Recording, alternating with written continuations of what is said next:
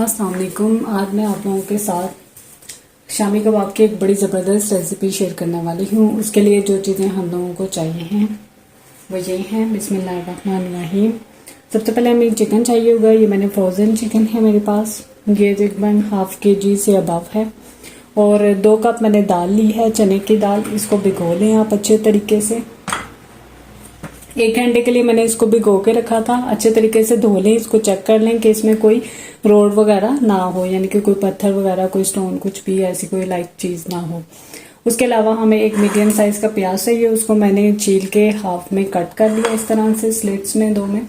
और ये हमें ग्रीन चिलीज चाहिए, यानी कि सब्ज़ मिर्चें चाहिए। ठीक है, ये मैंने 5 से 6 लिए, उनको मैंने कट कर लिया है। 1 टेबल स्पून जो है वो हमें टीस्पून वो लहसुन अदरक का पेस्ट चाहिए। उसके अलावा 1 टमाटर है, ये मेरे पास पेस्ट की शक्ल में है, जिसको मैंने फ्रोज किया हुआ था। टमाटो 1 हम लोगों को चाहिए, 1 से 1.5। ठीक है, उसके अलावा ये जो हमारे पास ड्राई इंग्रेडिएंट्स हैं ये हम लोगों को चाहिए होंगे। रेड चिलीज हैं, ये गरम मसाला है, ये गरम मसाला हमें चाहिए होगा 1 टेबल स्पून। ये शामी कबाब मसाला है, ये मैंने लिया है। और ज़ीरा चाहिए होगा, अजवाइन थोड़ी सी चाहिए होगी। और उसके अलावा ये खुश्क धनिया पाउडर हम लोगों को चाहिए होगा। उसके अलावा साल्ट हम लोगों को चाहिए होगा। चलें अब रेसिपी को शुरू करते हैं। इसी दौरान आप मेरे चैनल पर न्यू है तो मेरे चैनल को please like, share and subscribe करें और बेल का आइकन ज़रूर प्रेस करें अगर मेरी आने वाली वीडियोस आपको मिलती रहे। चलें जी रेसिपी को शुरू करते हैं। बिस्मिल्लाहिर्रहमानिर्रहीम। 1 कुकर ले लें आप। ठीक है, उसके अंदर आपको ये चिकन को ऐड करना है। ये चिकन हम इसके अंदर ऐड करेंगे। फिर इसके बाद ये जो दाल हम लोगों ने भिगो के रखी थी इसको ऐड करेंगे। हाँ जी, उसके बाद अब ये जो मैं ये ग्रीन मसाले थे ये डालूंगी।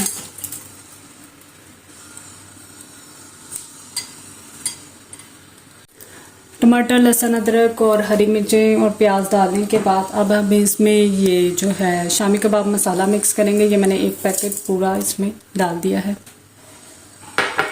इसके बाद गरम मसाले को ऐड करेंगे।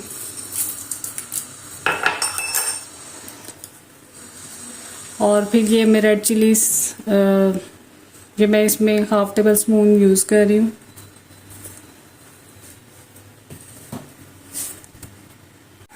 रेड चिलीज जो हैं वो एज टू टेस्ट यूज़ करें, क्योंकि हमने ग्रीन चिलीज भी डाली हैं और शामी कबाब मसाले में भी मिर्चें होती हैं, तो इस वजह से आपको जिस स्पाइस पसंद है आप उतनी डालें। अब इसके बाद जो है ये मैं ½ टेबल स्पून साल्ट इसमें ऐड करूँगी। खुश्क धनिया पाउडर यूज़ करेंगे, अब इसमें डालेंगे 1 टेबल स्पून। उसके बाद अजवाइन थोड़ी सी डालेंगे, ये बहुत अच्छी होती है पेट के लिए। कोई दाल वगैरह वो जो बाई बाकी चीज़ों के लिए बहुत अच्छी होती है, इसमें ज़रूर आप अजवाइन को ऐड किया करें। उसके बाद 1 टेबल स्पून जो है मैं इसमें ज़ीरा ऐड करूँगी। ये सब चीज़ें ऐड करने के बाद हम इसमें थोड़ा सा पानी डालेंगे, इतना कि जिसमें हमारी ये जो दाल है वो गल जाए अच्छे तरीके से। पानी को चेक कर लेंगे। पानी आपने इतना डालना है कि जिसमें आपकी ये दाल है ये कवर हो जाए, अच्छे से गल जाए। ये देखें जी, ये मैंने इसमें पानी डाल दिया है। अब मैं इसके नीचे बर्नर को ऑन करूँगी, चूल्हे को ऑन कर लें।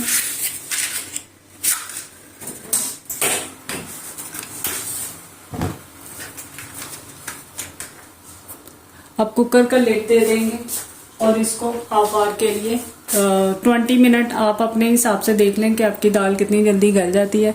मैं इसको 20 मिनट के लिए बंद करके रख दूँगी।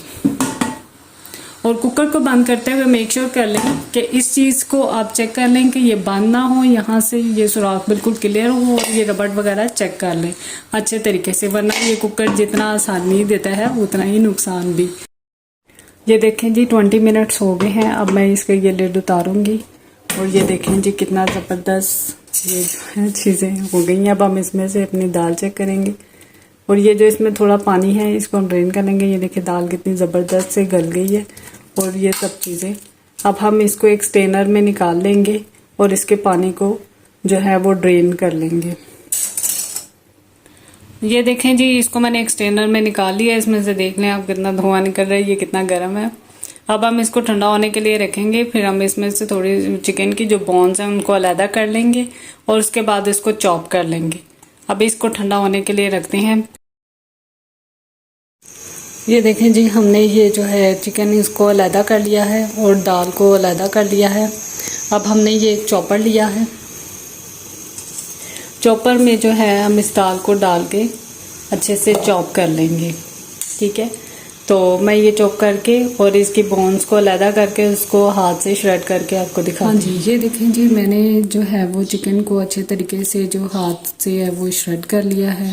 اور اس کے نیچے جو میں نے دال تھی اس کو جو ہے میں نے وہ اچھے سے چاپر میں وہ کر لیا. اور یہ میں نے تھوڑا سا اس میں دھنیا، ہرا دھنیا اور ہرا پودینہ کاٹ کے ڈالا ہے. اب اس کو اچھے طریقے سے مکس کر لیں گے. بسم اللہ الرحمن الرحیم. یہ دیکھیں جی، یہ اچھے سے مکس کر لیا ہے. کتنا خوبصورت دیکھنے سے کتنا ٹینٹیو لگ رہا ہے. مکس کرتے کے دوران آپ نے اس میں نمک مرچ وغیرہ جو ہے وہ چیک کر لینی ہے. اب ہم کیا کریں گے کہ یہ آئل لیں گے، اس کو اپنے ہاتھوں پہ گریس کریں گے، ہاتھوں کو اچھے طریقے سے. اور ہاتھوں سے کوئی بھی کام کرنے سے پہلے اچھے طریقے سے ہینڈ کو واش کر لیں. اور اس کے علاوہ اس کو آپ سٹور کر کے بھی رکھ سکتے ہیں. سٹور کرنے کے لیے آپ اس طرح سے کوئی بھی ایک برتن لے لیں. اس کو میں نے اچھے سے جو ہے اس پہ آئل لگا کے اس کی گریسنگ کر لیں.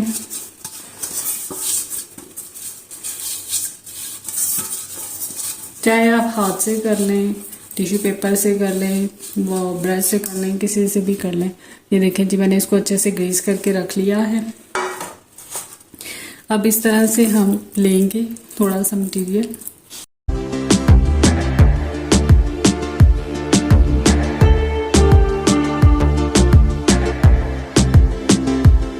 یہ دیکھیں جی، میں نے ان کو گول کر کے رکھ دیا. اب ہم ان کو فریزر میں رکھ دیں گے. یہ آپ 2 سے 2.5 مہینے تک جو ہے آپ اس کو فریزر میں سٹور کر سکتے ہیں.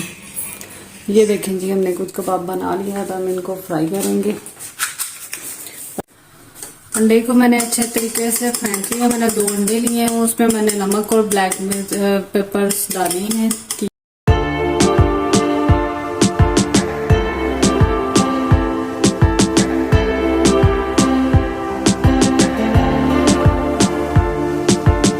میں نے سادے کیے ہیں.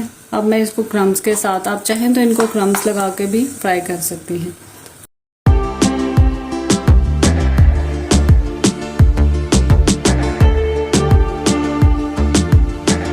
یہ دیکھیں جی، میں نے ان کی سائڈز کو چینج کر دیا ہے. اب تھوڑی دیر ہم 1 سے 2 منٹ اس طرف سے پکنے دیں گے. ایکچولی ہم نے ایگ کو ہی پکانا ہے، باقی تو سارا مٹیریل جو ہے اس کے اندر وہ ہمارا آلریڈی پکا ہوا ہے. بس اسی لیے ہم نے اس کو شیلو فرائی کرنا ہے. جیسے یہ دوسری طرف سے بھی اس طرح کا براؤنش کلر آ جائے گا تو ہم اس کو اتار لیں گے. یہ دیکھیں جی، کتنے بن کے زبردست خوبصورت ہمارے شامی کباب تیار ہو گئے ہیں. آپ اس ریسیپی کو ضرور ٹرائی کیجئے گا. آپ اس کو چاہے تو بریڈ میں لگائیں، بہت مزے کے بنتے ہیں. آپ ان کو چاہیں تو برگرز بنا لیں، ان کے کچھ بھی بنا کے ایوننگ سنیکس کو آپ اس کو انجوائے کریں. اور میری ویڈیو کو please like, share and subscribe کریں. اور میری ویڈیو کو اینڈ تک دیکھنے کے لیے جزاک اللہ خیر.